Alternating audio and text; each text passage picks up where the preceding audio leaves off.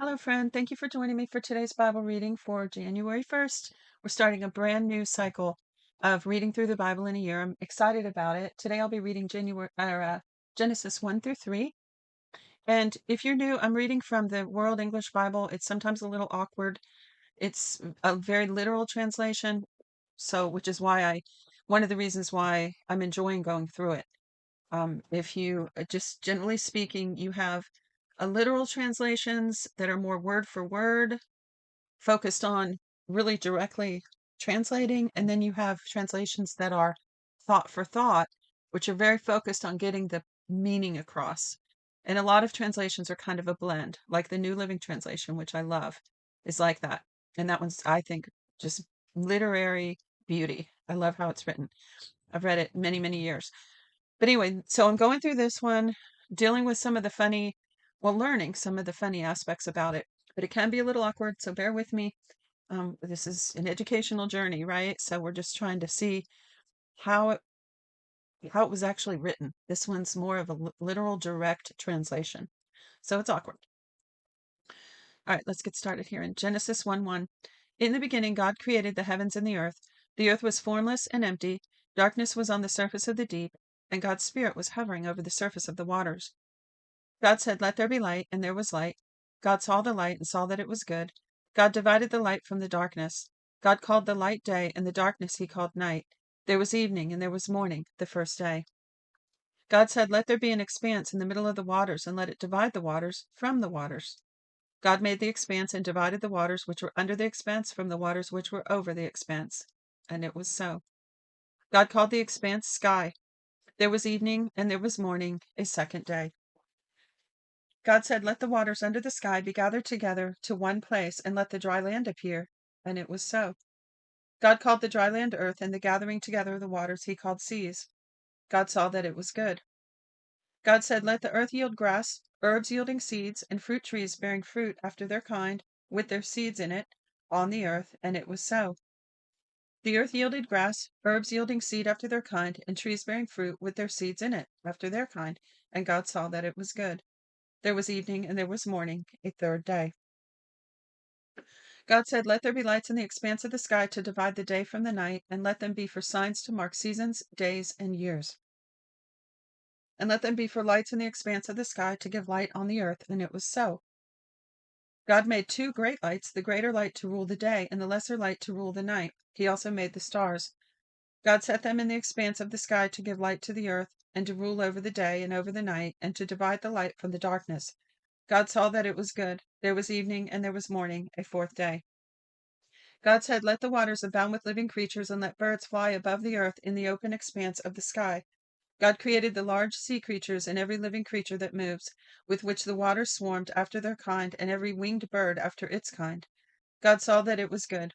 God blessed them, saying, "Be fruitful and multiply, and fill the waters and the seas, and let birds multiply on the earth." There was evening, and there was morning, a fifth day. God said, "Let the earth produce living creatures after their kind, livestock, creeping things, and animals of the earth after their kind." And it was so. God made the animals of the earth after their kind, and the livestock after their kind, and everything that creeps on the ground after its kind. God saw that it was good.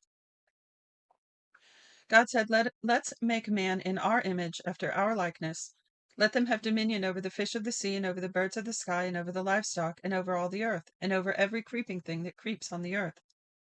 God created man in his own image. In God's image he created him, male and female he created them.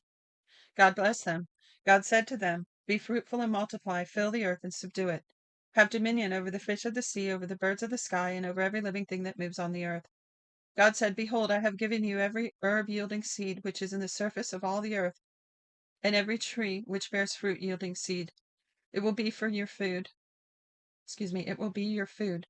To every animal of the earth, and to every bird of the sky, and to everything that creeps on the earth, in which there is life, I have given every green herb for food." And it was so.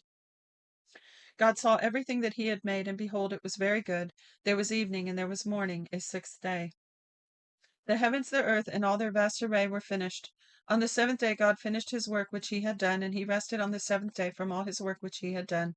God blessed the seventh day and made it holy, because he rested in it from all his work of creation which he had done. This is the history of the generations of the heavens and of the earth when they were created in the day that Yahweh, God, made the earth and the heavens. No plant of the field was yet in the earth, and no herb of the field had yet sprung up, for Yahweh God had not caused it to rain on the earth. There was not a man to till the ground, but a mist went up from the earth and watered the whole surface of the ground. Yahweh God formed man in the dust of the ground and breathed into his nostrils the breath of life, and man became a living soul.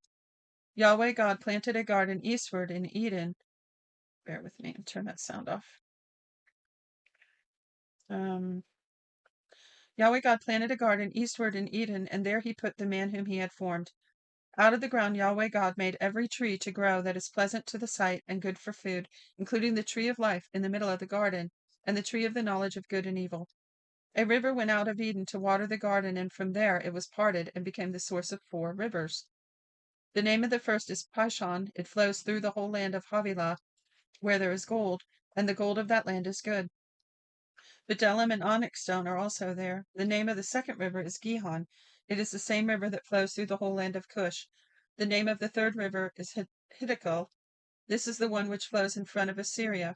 The fourth river is the Euphrates. Yahweh God took the man and put him in the Garden of Eden to cultivate and keep it. Yahweh God commanded the man, saying, You may freely eat of every tree in the garden, but you shall not eat of the tree of the knowledge of good and evil, for in the day that you eat of it, you will surely die. Yahweh God said, It is not good for the man to be alone. I will make him a helper comparable to him. Out of the ground Yahweh God formed every animal of the field and every bird of the sky, and brought them to the man to see what he would call them. Whatever the man called every living creature became its name. The man gave names to all the livestock and to the birds of the sky and to every animal of the field. But for the man there was not found a helper comparable to him. Yahweh God caused the man to fall into a deep sleep. As the man slept, he took one of his ribs and closed up the flesh in its place. Yahweh God made a woman from the rib which he had taken from the man and brought her to the man. The man said, This is now bone of my bones and flesh of my flesh. She will be called woman because she was taken out of man. Therefore a man will leave his father and mother and will join with his wife, and they will be one flesh. The man and his wife were both naked, and they were not ashamed. Now the serpent was more subtle than any animal of the field which Yahweh God had made. He said to the woman, Has God really said, You shall not eat of the tree of the garden? No, you shall not eat of any tree of the garden. The woman said to the serpent, We may eat fruit from the trees of the garden, but not the fruit of the tree which is in the middle of the garden. God said, You shall not eat of it, you shall not touch it, lest you die.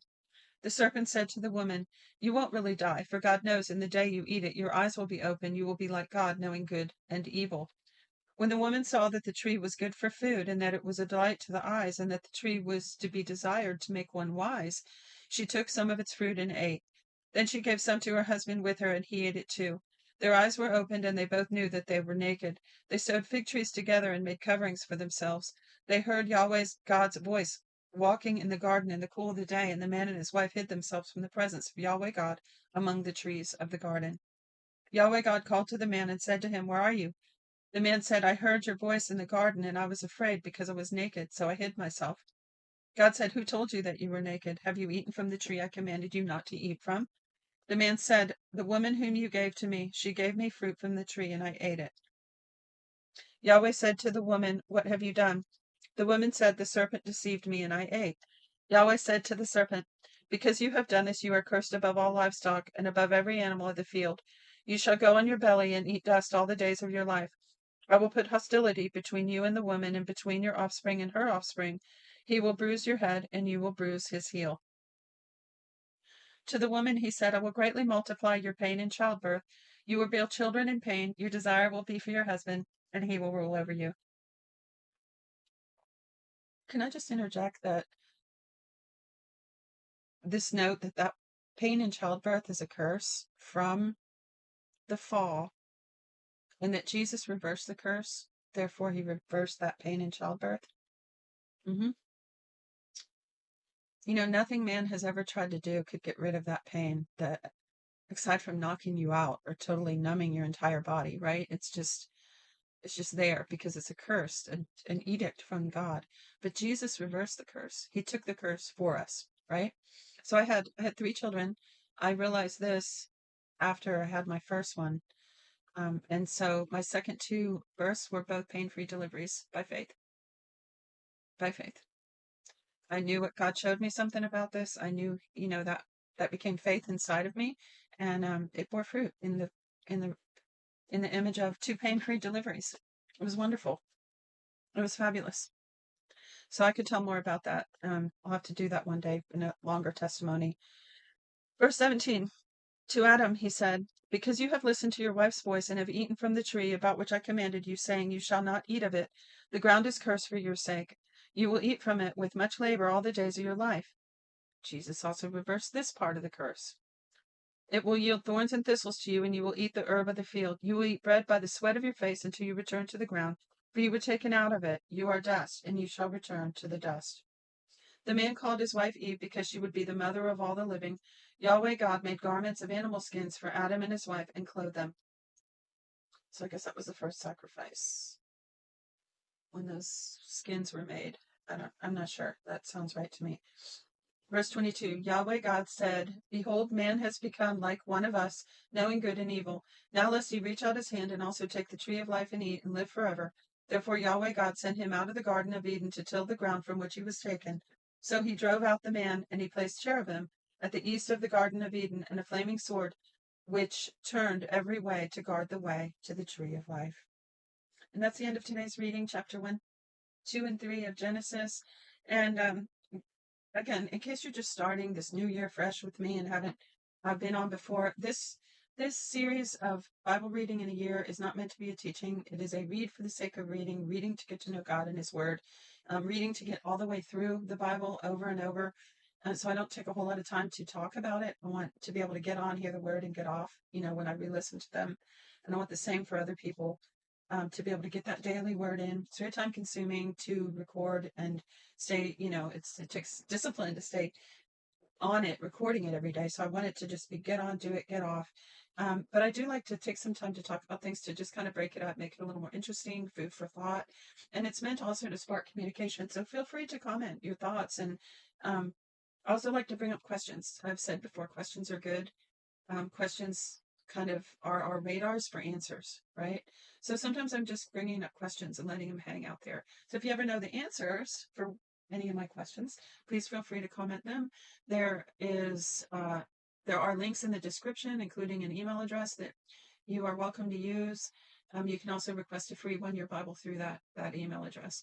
So that's it for today. I'll see you next time. Don't forget to click the notification bell. Bless you.